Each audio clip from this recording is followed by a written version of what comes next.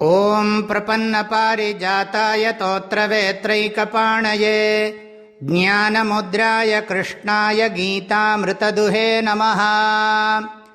தத்புத்தயஸ்ததாத்மானஹ தன்னிஷ்டாஸ்தத்பராயணாஹ கச்சந்த்ய புனராவృత్తిம் ஞானநிர்தூதகல்மஷாஹ. பகவான் ஸ்ரீகிருஷ்ணர் ஞான கர்ம சந்நியாசத்தையும் ஞானியை பற்றியும் திரும்ப திரும்ப உபதேசம் பண்ணிக்கொண்டே இருக்கிறார், மனசில் பதியணுங்கிறதுக்காக வேண்டி. இந்த ஸ்லோகத்தில் இருக்கக்கூடிய வரிகளையெல்லாம் நம்ம இப்படி புரிஞ்சுக்கணும். தத்புத்தயா ததாத்மானஹ தன்னிஷ்டாக தத்பராயணாக ஞான நிர்தூத கல்மஷாக அப்புனராவர்த்திம் கச்சந்தி.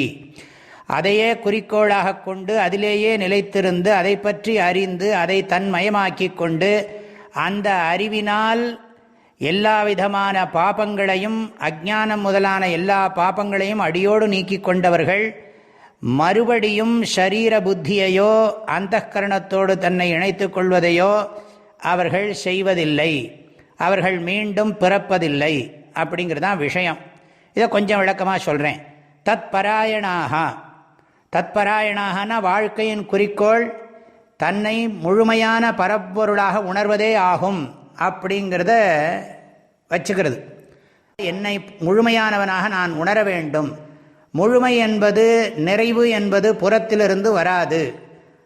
பொருளோ உறவுகளோ சூழ்நிலைகளோ பதவிகளோ எதுவும் எனக்கு உண்மையான நிறைவை தர முடியாது. உண்மையில் நானே நிறைவாக இருக்கிறேன் என்று கேள்விப்பட்டு அந்த உண்மையை உணர்ந்து கொள்ள வேண்டும் என்பதையே குறிக்கோளாக கொண்டிருப்பவர்களைத்தான் தத்பராயணாக. தத் என்றால் அது, அது என்றால் என்ன? நான் முழுமையானவன் என்கின்ற உண்மையை பராயணாக, அதையே மேலான குறிக்கோளாக கொண்டிருக்கிறது. வாழ்க்கையை நடத்துறது ஏதோ இந்த உடம்பில் உயிர் வாழணுங்கிறதுக்காக வேண்டி உணவை உண்டு உடையை உடுத்தி கொண்டு அவர்கள் இருப்பார்களே தவிர அவர்களுடைய உண்மையான லட்சியம் பொருள் ஈட்டுவதோ உறவுகளை வளர்ப்பதோ உறவுகளை வெறுப்பதோ விரும்புவதோ அதெல்லாம் கிடையாது. சூழ்நிலைகளை விரும்புவதோ வெறுப்பதோ எந்த விதமான பதவியையோ புகழையோ எதிர்நோக்குவதோ கிடையாது. அவர்களுக்கு ஒரே குறிக்கோள் தன்னை முழுமையான நிறைவானவனாக உணர்றது, எல்லாரையும் குறைவில்லாத நிறைவானவர்களாகவே தெரிஞ்சுக்கிறது. யார்கிட்டையும் எந்த குறையிலையும் முக்கியத்துவம் கிடையாது. அப்படிப்பட்ட ஒரு உயர்ந்த நோக்கத்தை குறிக்கோளாக கொண்டிருப்பவர்கள். அதை சாஸ்திரம்தான் அந்த மாதிரி குறிக்கோள் இருக்குங்கிறத உபதேசம் பண்ணுகிறது யுக்தி பூர்வமாக. அதை ஏற்றுக்கொண்டவர்கள் பரிபூர்ண ஸ்ரத்தை உடையவர்கள்னு அர்த்தம். சாஸ்திர வாக்கியத்தில் பரிபூர்ண ஸ்ரத்தை உடையவர்கள். அதுக்காக வேண்டி என்ன பண்ணுகிறார்கள்னா தன்னிஷ்டாக, இந்த இடத்துல தன்னிஷ்டாகங்கிறத சிரவணம் பண்ணுகிறவர்கள். குரு கிட்ட போய் அந்த உண்மையை விடாமல் உபனிஷத்துக்கள் மற்ற சாஸ்திரங்கள் மூலம் அந்த உண்மையை தத்துவத்தை ஆழ்ந்து தெரிந்து கொள்வது. தத் புத்தயான்னு சொன்னால் மனனம்னு சொல்லலாம். யுக்தி பூர்வமாக அந்த கருத்துக்களை எல்லாம் ஆழமான மனசில் சிந்திக்கிறது. அது எவ்வளவு தூரத்துக்கு நமக்கு புரியணும், அது அனுபவத்துக்கு எப்படி உண்மைதானா அப்படின்னு சந்தேகங்களை போக்கிக்கிறது. தது ஆத்மானகான்னு சொன்னால் இங்கே அறிபவன் வேறு அறியப்படு பொருள் அறிவதற்கான கருவிங்கிற வேற்றுமையே இல்லை. அதுவே நான், நானே அதுங்கிறத உணர்றதான் தது ஆத்மானகா. அதன் மயமாக ஆகிவிட்டார்கள். அதான் நிதித்தியாசனத்தை குறிக்கிறது. ஆத்ம தியானம் பண்ணி அந்த முழுமையான பொருளே நான் அப்படின்னு ஆழ் மனசில் பதிய வைத்து கொண்டவர்கள். அதனால் என்னாச்சுன்னா ஞான நிர்தூத கல்மஷாக, இந்த ஞான பலத்தினால அதை இன்டர்னலைசேஷன் சொல்கிறோம் இல்லையா, அது தன்மயமாக உள் வாங்கி கொண்டதுனால அவர்கள் எல்லா கல்மஷங்கள், கல்மஷங்கள்னு சொன்னால் அறியாமை, சந்தேகம், விபரீதம், விருப்பு வெறுப்பு, புண்ணிய பாபங்கள், அதனால் ஏற்படும் இன்ப துன்பங்கள், இவற்றிலிருந்து முற்றிலும் விடுபட்டவர்கள்னு அர்த்தம். இந்த மெய்யறிவால் அனைத்தையும் நீக்கியவர்கள். இருள் நீங்கி இன்பம் பயக்கும் மருள் நீங்கி மாசறு காட்சியவர்க்குன்னார் திருவள்ளுவர். இந்த மருளெல்லாம் நீங்கி போயிடும். அதுக்கு காரணம் இருள் அறியாமை நீங்கிறது தான். ஞானத்தினால் மெய்யறிவினால் அனைத்து மாசுகளும் அறவே நீங்க பெற்றவர்கள்.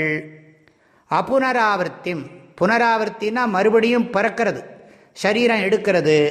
அப்புனராவர்த்தின்னா மறுபடியும் உடல் எடுக்காமல் இருக்கிறது, மறுபிறவி இல்லாமல் இருக்கிறது. நம்ம இப்படியும் புரிஞ்சுக்கணும். இந்த உண்மையை உணர்ந்து கொண்ட பிறகு தன்னுடைய தன்னுணர்வுக்கு முக்கியத்துவம் தரதில்லை. தன்னுணர்வு ஒரு மாயத்தோற்றம் என்பதை உணர்ந்து கொள்ளுகிறார்கள் அப்படின்னும் புரிஞ்சுக்கலாம்.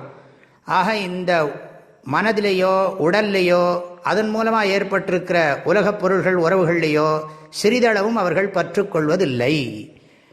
இறப்பும் பிறப்பும் பொருந்த எனக்கு எவ்வண்ணம் வந்தது என்று எண்ணியான் பார்க்கில் மறப்பும் நினைப்புமாய் நின்ற வஞ்ச மாயா மனத்தால் வளர்ந்தது தோழிங்கிறார் தாயுமானவர். அதாவது இந்த இறப்பு பிறப்புங்கிறது மறப்பு நினைப்புன்னுட்டார். அதாவது மெய்ப்பொருளை மறக்கிறது தான் இறப்பு, மெய்ப்பொருளை உணர்றது தான் பிறப்புன்னர். அப்படி அந்த அர்த்தத்தை நம்ம நன்றாக மனதில் வாங்கி கொள்ளணும். ஆகவே இந்த உண்மையை உணர்ந்தவர்கள் மீண்டும் பிறப்பதில்லை, மீண்டும் தன்னுணர்வோடு இந்த இண்டிவிஜுவாலிட்டியை ரியல்னு நினைக்கிறதில்லை, தன்னுணர்வை உண்மை என்று கருதுவதில்லை. அவர்கள் முற்றிலும் விடுபட்டவர்களாகி விடுகிறார்கள். அதுதான் இதனுடைய பொருள். அபுனராவர்த்திம் கச்சந்தி, கச்சந்தின்னு சொன்னால் அடைகிறார்கள்னு அர்த்தம். இந்த ஸ்லோகத்தினுடைய அர்த்தத்தை பூர்த்தி பண்ணுறேன்.